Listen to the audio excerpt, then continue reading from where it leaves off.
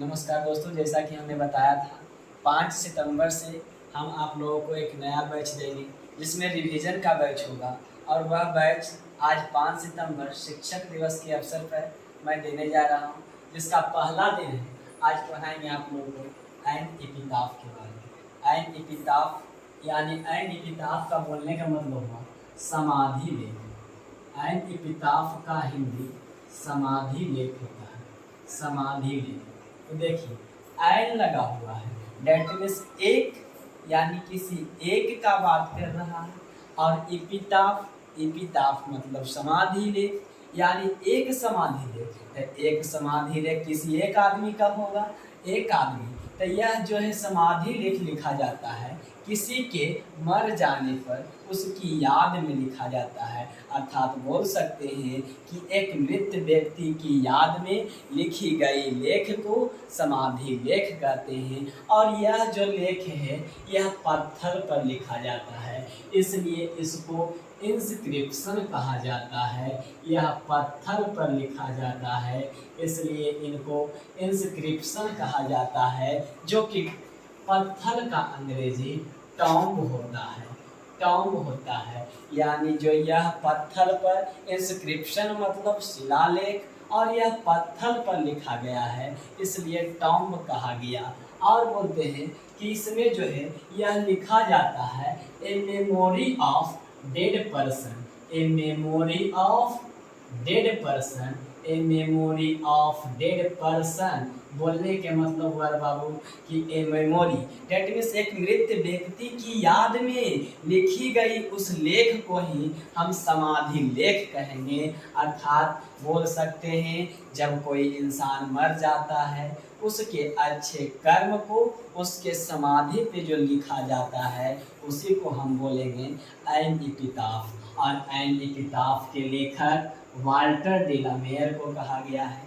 ऐन इपिताफ के लेखक वाल्टर डिलामेयर को कहा गया है, जिनका जन्म 1873 ईस्वी में हुआ था। वाल्टर डिलामेयर का जन्म 1873 ईस्वी में इन द विलेज ऑफ काटलन, मतलब काटलन के गांव में, और केंट नामक शहर, जिसको आप लोग डिस्ट्रिक्ट बोलते हो, यानी केंट नामक शहर और इंग्लैंड देश में हुआ था। यानी बोलने के मतलब हुआ बाबू कि वाल्टर डिलामेयर का जन्म काटलन गांव, केंट शहर और इंग्लैंड देश में हुआ था। और इंग्लैंड में जन्म, इसलिए इनको इंग्लिश पोएट कहा जाता है। इंग्लैंड में जन्मे, इंग्लिश पोएट। और इंग्लैंड का ही पुराना नाम ब्रिटेन है, और इसलिए इन्हें ब्रिटिश पोएट कहा जाता है। तो देखिए ध्यान से सुनिएगा, अभी तक सिर्फ हम इतना ही बोले हैं कि ऐन इपिताफ का हिंदी समाधि लेख होता है, और यह जो है a memory of dead person, यानी एक मृत शरीर की याद में लिखा जाता है। और यह एक प्रकार का इंस्क्रिप्शन है जिससे शिलालेख कहते हैं। एक प्रकार का इंस्क्रिप्शन है, शिलालेख कहते हैं। यह पत्थर पर लिखा जाता है, इसलिए टॉम्ब कहा जाता है। और इनके लेखक जो हैं वाल्टर डिलामेयर हैं, जिनका जन्म 1873 ईस्वी और इनकी मृत्यु बाबू 1956 ईस्वी में हुई थी। आगे पोएट के बारे में कुछ जानते हैं। तब कहता है he lost his father at the age of 4 years। कहता है इन्होंने अपने पिता को खो दिया 4 साल की आयु में। बोलने का मतलब हुआ कि इनके पिताजी का स्वर्गवास हो गया जब इनकी उम्र थी 4 वर्ष। 4 वर्ष की आयु में इनके पिताजी का निधन हो गया।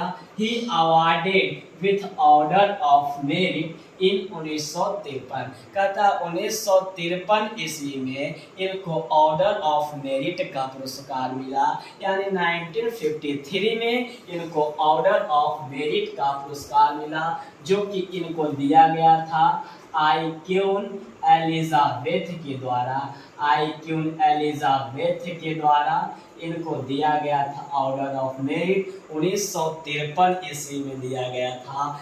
यह फेमस थे किस रूप में? एज चिल्ड्रन पोएट, यानी बच्चों के कवि के रूप में यह फेमस थे।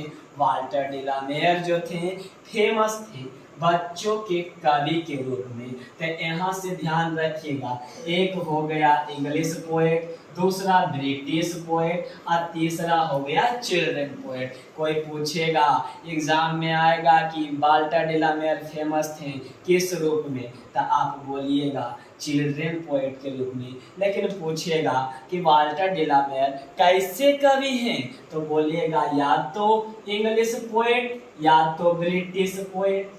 अब आगे जानते हैं इनके बारे में। He makes us aware of inhuman condition of modern life। कहता है उन्होंने जागरूक किया हम लोगों को। Makes aware that means जागरूक करना, जागरूक किया इन ह्यूमन कंडीशन या अमानवीय स्थिति को।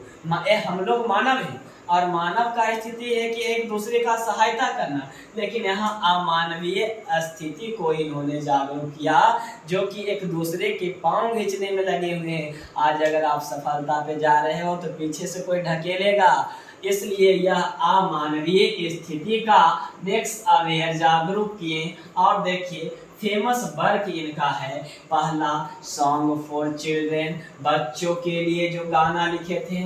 Peacock pi come header song for children, peacock pi come header. फिर से सुनिएगा याद हो जाएगा।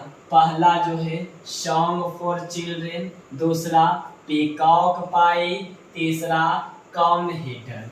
यह है जो। अब इस पोयम के बारे में जानते हैं, यह कैसा पोयम है।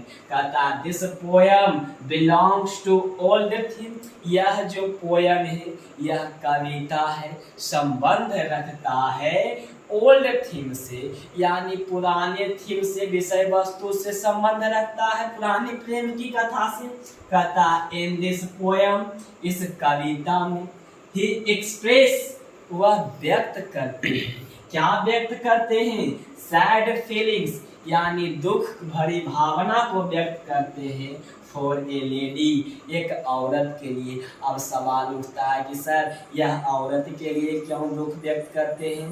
तब यहाँ पे बताया जाता है कि यह जो औरत से यह प्रेम करते थे, यह बेपनाह मोहब्बत करते थे एक औरत से जो इन्हीं बीच रास्ते में छोड़कर स्वर्गवास हो गई, यानी मर गई।